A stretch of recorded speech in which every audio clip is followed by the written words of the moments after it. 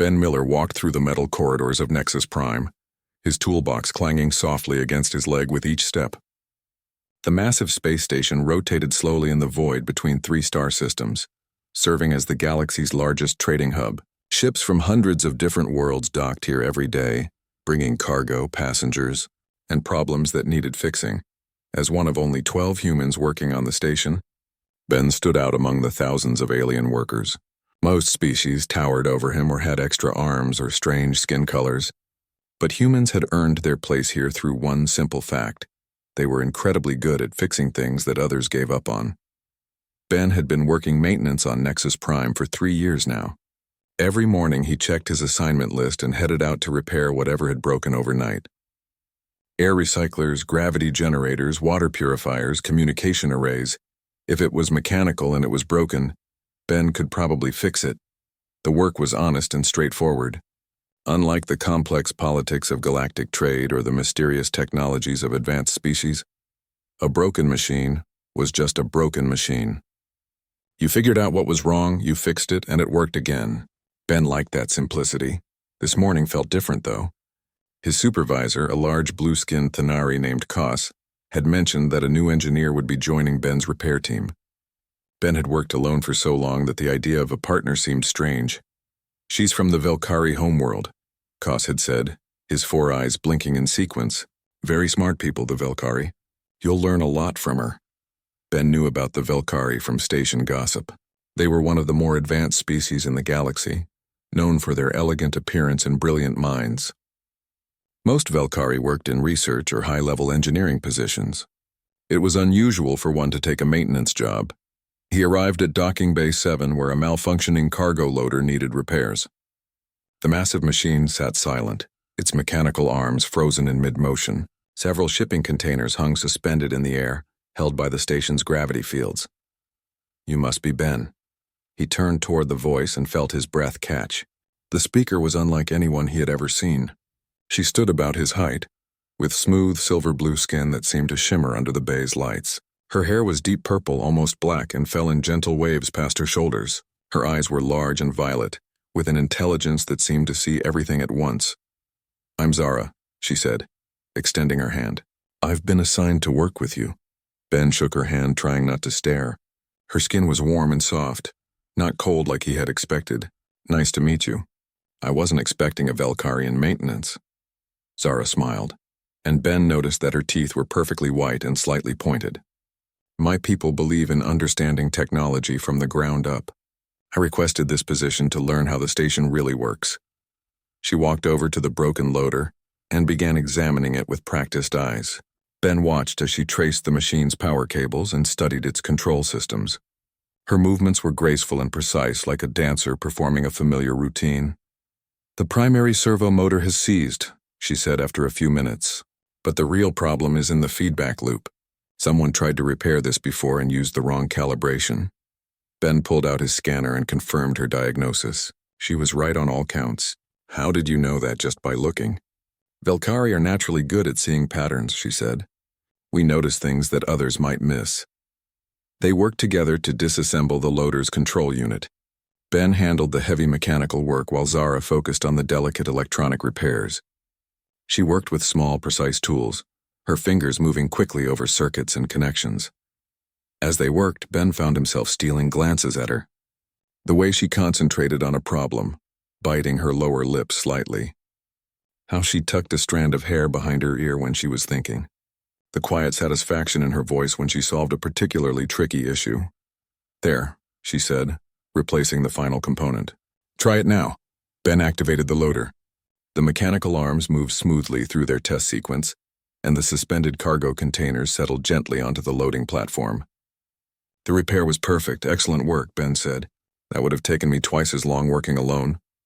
Zara gathered her tools with the same careful precision she had used during the repair. "I enjoyed it. Most of my previous work was theoretical. This feels more real."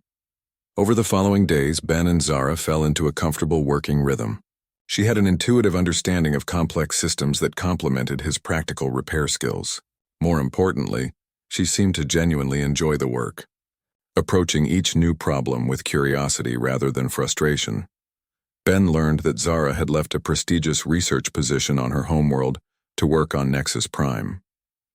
When he asked why, she said she wanted to understand how different species approach technology. Books and lectures can only teach you so much, she explained. To really understand, you have to work alongside others. During their lunch breaks, they would sit in the station's observation lounges and talk. Zara was fascinated by human approaches to problem solving. Most species have very logical, step-by-step methods, she said. Humans seem to make intuitive leaps that somehow work out. We call it thinking outside the box, Ben replied. Sometimes the obvious solution isn't the right one. Ben found himself looking forward to these conversations more and more. Zara had a way of asking questions that made him think about familiar things in new ways. She was curious about everything, from human food preferences to the way humans formed friendships. On my world, relationships tend to be very formal, she told him one day as they watched ships come and go through the station's massive docking bays. There are proper procedures for everything. Humans seem much more spontaneous, I guess we are, Ben said. We tend to follow our feelings more than rules. As the weeks passed, Ben found his feelings for Zara growing stronger. It wasn't just her beauty, though she was certainly the most attractive being he had ever met. It was her intelligence, her curiosity, her gentle humor, and the way she seemed genuinely interested in understanding the world around her. He began to imagine what it would be like if they were more than just work partners. He pictured quiet evenings together, exploring the station's recreational areas, sharing meals, talking about their days. He imagined showing her Earth customs and learning about Velkari culture. He thought about what it would be like to wake up next to her, to build a life together among the stars. These thoughts came to him at random moments. While they worked on a broken air recycler, he would watch her hands and think about holding them. When she laughed at one of his jokes, he would wonder what it would be like to hear that laughter every day. During their conversations, he found himself hanging on every word, memorizing the way her voice rose and fell. Ben kept these feelings to himself. Zara was brilliant and beautiful, a member of an advanced species with opportunities throughout the galaxy. He was just a human maintenance worker. Besides, he valued their friendship too much to risk it with unwanted romantic advances. But the feelings continued to grow. When Zara would lean close to examine a schematic, Ben would catch her scent, something like flowers and clean metal. When their hands would accidentally touch while working, he would feel a spark that had nothing to do with electrical circuits. When she would smile at him after they completed a particularly challenging repair, his heart would race. One morning, they were assigned to repair the station's primary water reclamation system. The job required working in the narrow maintenance tunnels beneath the residential sectors. It was close, cramped work that required them to coordinate their movements carefully. Ben found himself hyper-aware of Zara's presence in the confined space. Every brush of her shoulder against his, every quiet word spoken in the darkness seemed magnified. As they worked to replace a series of corroded pipes, he couldn't help but think about how natural it felt to work so closely with her. "Hand me the molecular welder," Zara said, her voice barely above a whisper in the quiet tunnel. As Ben passed her the tool, their fingers touched for a moment longer than necessary. He looked into her violet eyes and felt his breath catch. In that moment, surrounded by the hum of machinery and the soft glow of their work lights, he couldn't help but think how perfect she was. How much he cared about her, how wonderful it would be if she felt the same way about him. He imagined what it would be like to tell her how he felt, to ask her if she might consider building something together beyond their work partnership. He pictured her saying yes, her beautiful face lighting up with joy. He thought about making her happy, protecting her, sharing adventures throughout the galaxy. The fantasy was so vivid, so appealing, that he lost himself in it completely. In his mind, she wasn't just his work partner or his friend. She was the person he wanted to spend his life with, the person he wanted to call his wife. The thought hit him like a thunderbolt. Wife. The word carried such weight, such meaning. It represented everything he had never dared to hope for: love, partnership, a shared future among the stars.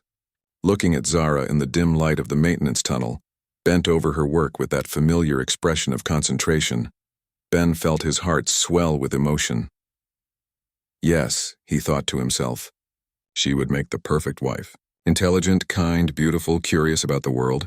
someone who challenged him to be better, while accepting him as he was, someone who shared his love of fixing things and making them work properly, someone who could be his partner in every sense of the word. The thought filled him with such longing that he had to look away. If only she could know how he felt. If only there was a way to tell her without ruining everything they had built together. Zara had been unusually quiet during the repair work, but Ben attributed it to the technical challenges they were facing. The water reclamation system was one of the station's most complex mechanisms, requiring precise adjustments to maintain proper chemical balances. They completed the final connection and tested the system. Clean water flowed through the pipes at the correct pressure and temperature, another successful repair. As they gathered their tools to leave the maintenance tunnel, Ben stole one more glance at Zara. She really was remarkable. Not just beautiful, but brilliant and kind and funny, everything he could ever want in a partner. He wished he had the courage to tell her how he felt, to ask her if she might consider him as more than just a friend and colleague, to find out if she ever thought about him the way he thought about her. If only she could read his mind, he thought with a rueful smile. Then she would know exactly how much she meant to him. They climbed out of the maintenance tunnel and back into the main corridor. The bright lights seemed harsh after the dim tunnel, and Ben blinked as his eyes adjusted. Zara stood a few feet away, organizing her tools with her usual methodical precision. Ben watched her work, his heart still full of the emotions that had overwhelmed him in the tunnel. She was everything he had never known he was looking for. If he could somehow make her his wife, his life would be complete. The thought was so strong, so clear in his mind, that for a moment he almost believed she might actually hear it. And then Zara went completely still. She stopped organizing her tools and stood frozen, her hands gripping the sides of her toolbox. Her shoulders tensed, and Ben could see her violet eyes widen with what looked like shock. Slowly, very slowly, she turned around to face him.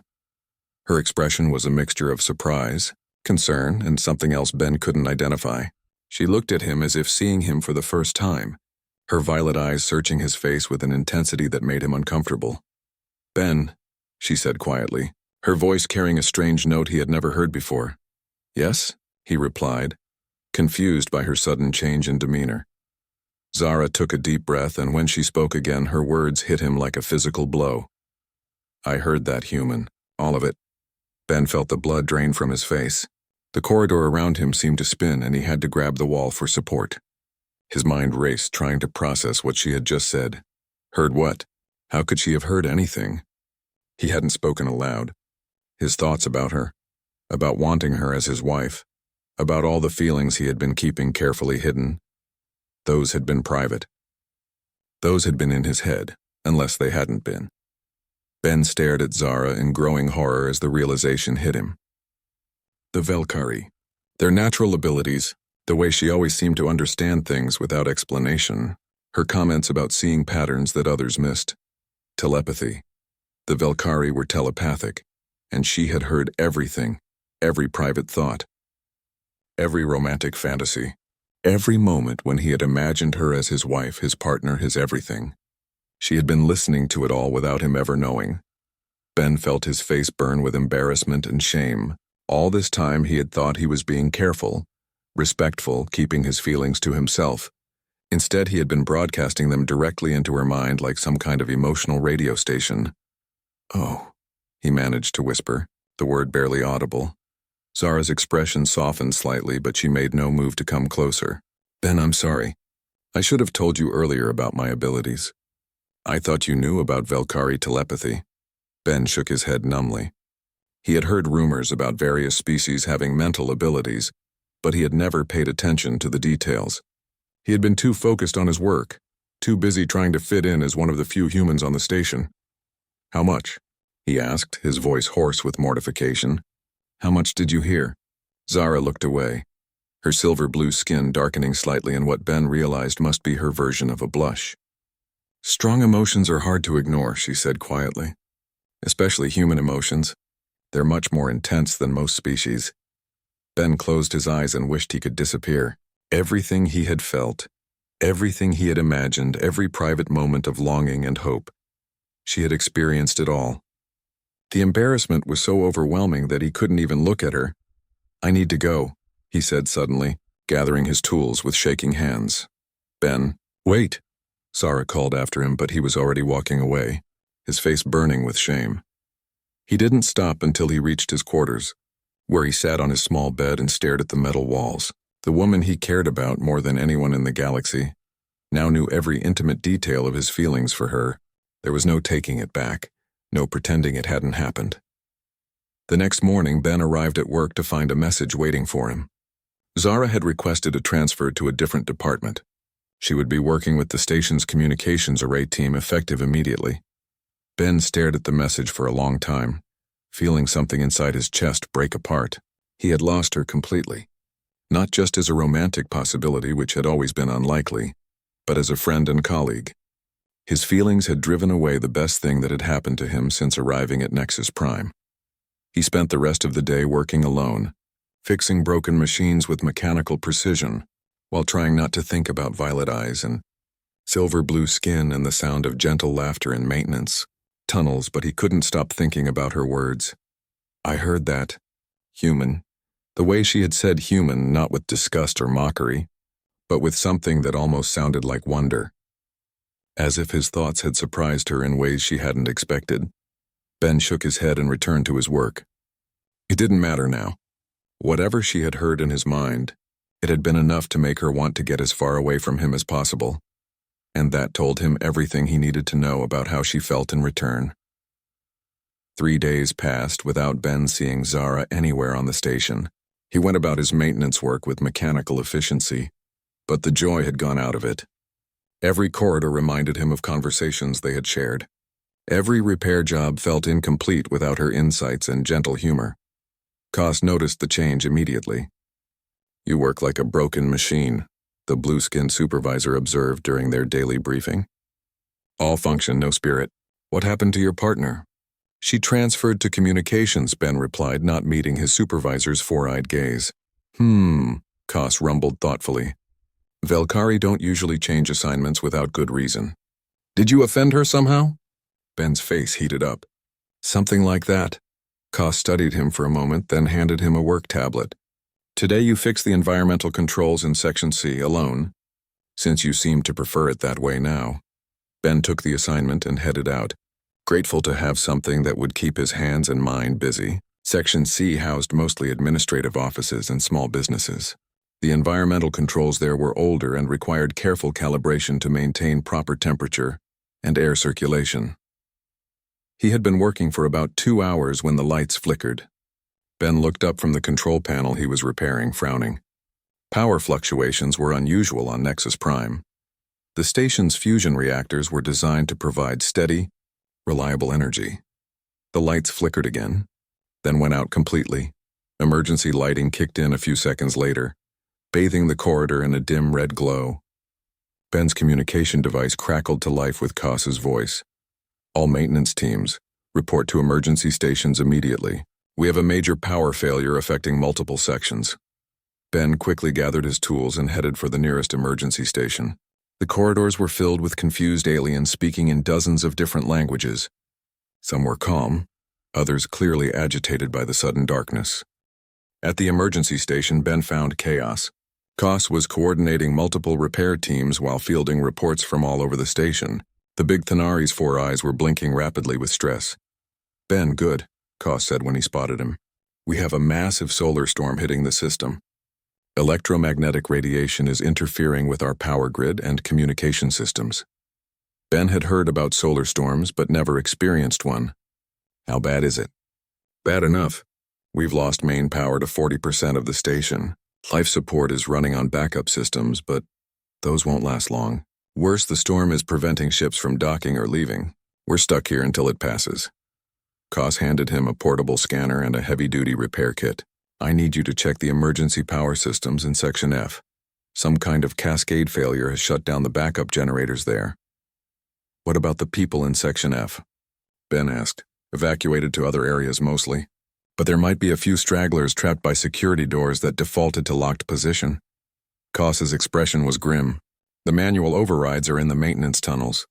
You know those tunnels better than anyone." Ben nodded and set off towards Section F. The journey took longer than usual because he had to use emergency stairwells instead of the powered lift systems. The station's artificial gravity was still working, but everything else felt wrong. No humming of air recyclers, no background noise from hundreds of active systems. Just the sound of his own footsteps echoing in the dim corridors.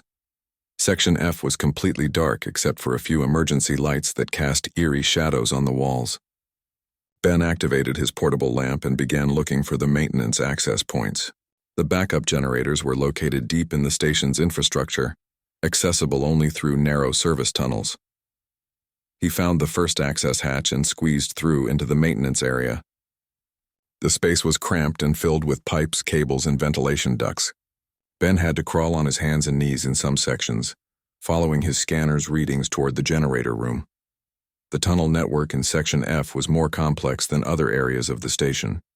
Ben had to check his map several times to avoid getting lost in the maze of passages. The emergency lighting here was sporadic, leaving large areas in complete darkness. After 20 minutes of crawling and climbing, Ben reached the generator room. What he found there made his blood run cold. The backup generators had suffered some kind of overload that fried their control circuits. Worse, the automated fire suppression system had activated, filling the room with chemical foam that was now slowly draining away. The generators could be repaired, but it would take hours of careful work to replace the damaged components. In the meantime, everyone trapped in Section F would be relying on battery-powered emergency systems that wouldn't last much longer. Ben was about to start the repair work when his communication device crackled. The signal was weak and full of static, but he could make out Koss's voice. "Ben, we have people trapped in Communications Array Room 7. Can you reach them through the maintenance tunnels?" Ben checked his map. Room 7 was in the deepest part of Section F, accessible only through a particularly narrow section of tunnel. It would be a difficult rescue even under normal conditions. "I can get there," Ben replied. "How many people?" The static made Koss's response hard to understand, but Ben caught 3 in communications team. Ben's heart skipped a beat. Zara worked with the communications team now. She could be one of the people trapped in Room 7. He abandoned the generator repair and started moving through the tunnels as quickly as the narrow spaces would allow. The route to Room 7 took him through older sections of the station, where the passages were even more cramped. Ben had to squeeze through spaces barely wide enough for his shoulders, pulling his toolkit behind him. The tunnel seemed to go on forever. Ben's lamp began to flicker, its battery running low. He switched to a smaller backup light and kept moving. Sweat dripped into his eyes despite the cool air in the tunnels. Finally, he reached a maintenance hatch marked Communications Array 7. Ben pressed his ear to the metal and heard voices on the other side.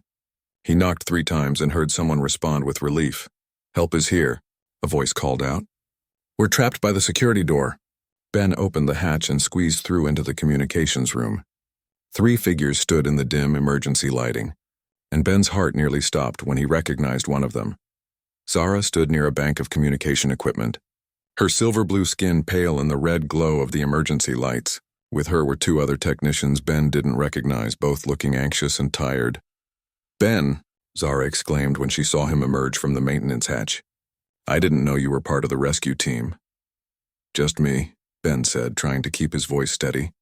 Being near her again after 3 days of separation was overwhelming. "The storm knocked out most of our systems. I'm here to get you out." One of the other technicians, a tall insectoid being with green carapace, clicked his mandibles nervously. The door sealed when power failed. "We've been trying to override it for 2 hours. Life support is getting weak too," added the third person, a short humanoid with blue-gray skin. "Carbon dioxide levels are rising." Ben examined the sealed door and its control systems. The electromagnetic pulse from the solar storm had fried the door's electronic locks, leaving it sealed tight. The manual override was located inside the wall panel, but reaching it required removing several layers of protective covering. "This is going to take some time," Ben said, pulling out his tools. "The good news is that the maintenance tunnel I came through leads directly to the emergency evacuation routes. Once I get this door open, you can all get out safely." As Ben worked on the door mechanism, he became aware that Zara was watching him closely. Every time he glanced up from his work, her violet eyes were fixed on him with an expression he couldn't read. "Ben," she said quietly while the other 2 technicians discussed their situation on the far side of the room. "Thank you for coming." I know things have been awkward between us. Ben's hands paused for a moment before continuing with the delicate work of rewiring the door controls. Just doing my job, he said. No, Zara said firmly. This is beyond your normal duties. You volunteered for this, didn't you? Ben didn't answer, but his silence was answer enough. He had volunteered the moment he heard people were trapped in the communications section. The possibility that Zara might be among them had driven him to take on the dangerous rescue mission without hesitation. The door's control panel sparked as Ben connected two bypass circuits. Progress, but slow progress. The storm's electromagnetic interference was making the electronics unpredictable. Carbon dioxide is at 15% above normal, the blue-gray technician announced, checking a handheld sensor. We need to get out of here soon. Ben worked faster, his hands moving with practiced efficiency despite the stress. The manual override was buried deep in the door's control system, protected by multiple fail-safes that had to be bypassed one at a time. As he worked, Ben found himself thinking about the three people depending on him. The other two technicians were strangers, but they were people with families and friends who were probably worried sick about them. And Zara was here, trusting him to get her to safety despite everything that had happened between them. The weight of that responsibility drove him to push harder. Humans might not be the strongest or fastest species in the galaxy, but they had something that served them well in situations like this. They didn't give up. When someone needed help, humans found a way to provide it, no matter the cost to themselves. Almost there, Ben muttered, sweat dripping onto the control panel as he made the final connections. The door's manual override clicked into place. Ben grabbed the emergency release handle and pulled with all his strength. The heavy security door slowly ground open, revealing the corridor beyond. Everyone out, Ben said, gesturing toward the open doorway. The maintenance tunnel entrance is 30 meters down the corridor on the left. Follow it to the main evacuation route. The two other technicians needed no encouragement. They grabbed their personal belongings and hurried out of the room. Zara paused at the doorway and looked back at Ben. Aren't you coming? She asked. I need to try to restore power to this section, Ben replied. There might be other people trapped in areas we don't know about. Zara shook her head. That's too dangerous. The life support systems are failing, and you don't have backup breathing equipment. I'll be fine, Ben said, though he wasn't entirely sure that was true. Someone has to try. People's lives might depend on getting power restored. Zara stared at him for a long moment, and Ben saw something shift in her expression. The concern was still there, but there was something else now. Something that looked almost like admiration. This is what you do, isn't it? She said softly. This is who you are. Ben didn't understand what she meant, but there wasn't time to ask. Just get to safety, Zara, please. She nodded reluctantly and headed toward the maintenance tunnel entrance. Ben watched her go, then turned back to his work. The communications equipment in room 7 was connected to the main power grid. If he could restore power here, it might create a cascade effect that would help other sections as well. Ben spent the next hour working in increasingly dangerous conditions. The air was getting thin, and carbon dioxide levels were rising steadily. His hands shook from fatigue and oxygen deprivation, making the delicate repair work even more challenging. But he kept working.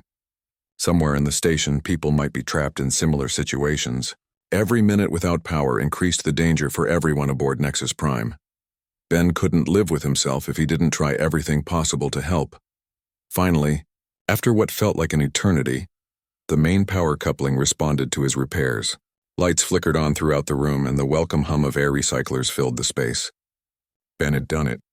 Power was restored to Section F. He made his way back through the maintenance tunnels, his body exhausted but his spirits high. The rescue had been successful, and his repairs had restored power to an entire section of the station. It was the kind of problem-solving under pressure that humans were known for throughout the galaxy. When Ben emerged from the tunnel system, he found Zara waiting for him in the main corridor. She was standing near the emergency station, talking quietly with Koss. When she saw Ben, she immediately came over to him. You did it, she said, relief evident in her voice. Power is restored throughout Section F. How many other people did you find trapped? Just you 3, Ben replied, swaying slightly from exhaustion. But the power restoration should help with other rescue efforts.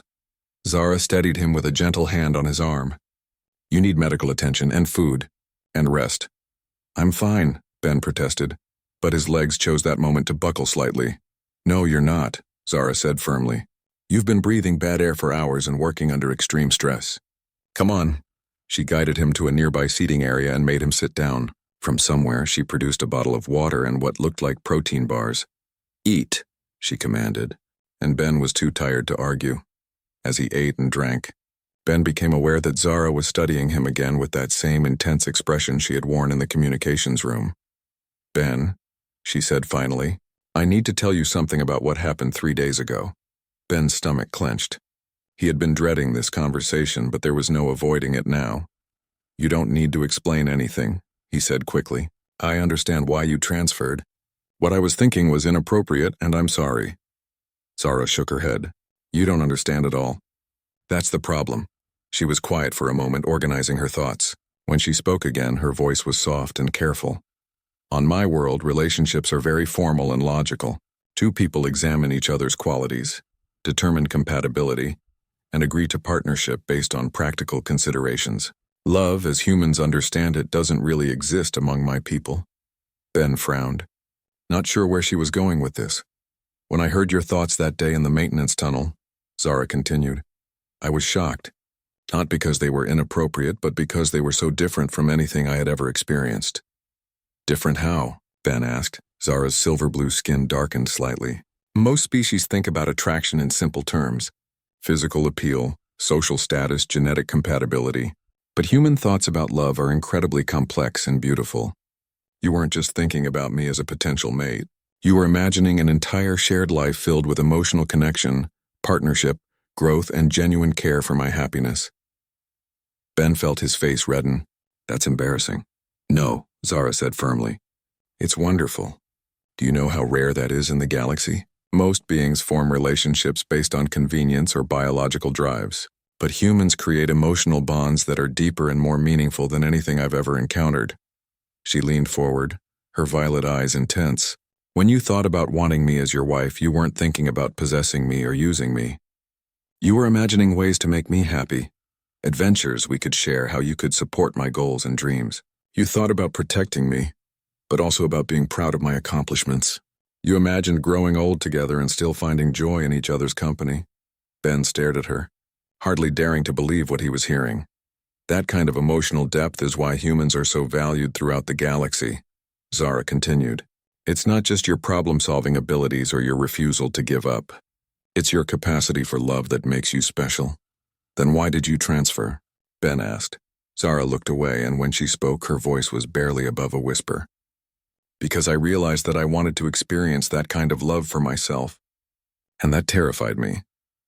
The corridor around them seemed to fade away as Ben processed her words.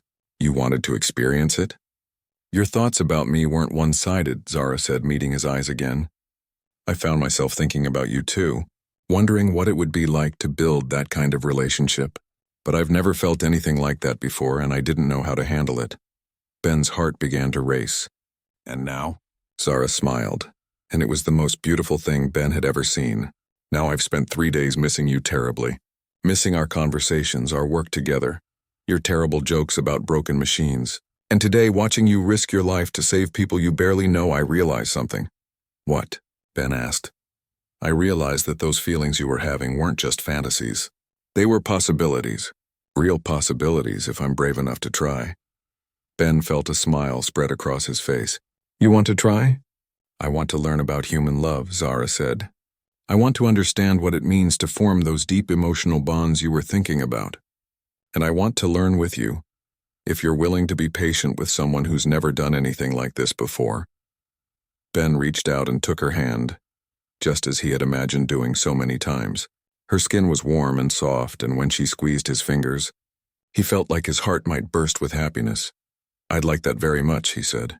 Zara laughed, a sound of pure joy that echoed through the corridor. Then perhaps we should start with that date you were thinking about. Something simple and traditional according to human customs. I know just the place, Ben said. There's an observation deck on level 5 that has the best view of the nebula. We could have dinner there and watch the stars. That sounds perfect, Zara said. Though I should warn you, I'll probably hear most of your thoughts during dinner, especially if you're feeling strong emotions. Ben grinned. I'm counting on it. No more hiding what I'm feeling. As they sat together in the corridor, hands intertwined, watching the lights flicker back to life throughout the station, Ben marveled at how much had changed in just a few hours. The solar storm had brought crisis and danger, but it had also brought them together in a way that might never have happened otherwise. Sometimes, Ben thought, the best things in life came from the most unexpected places, like finding love in the maintenance tunnels of a space station, or discovering that the person you cared about most had been hoping for the same thing you were. The storm was beginning to pass, and normal operations would resume soon. But for Ben and Zara, everything was just beginning.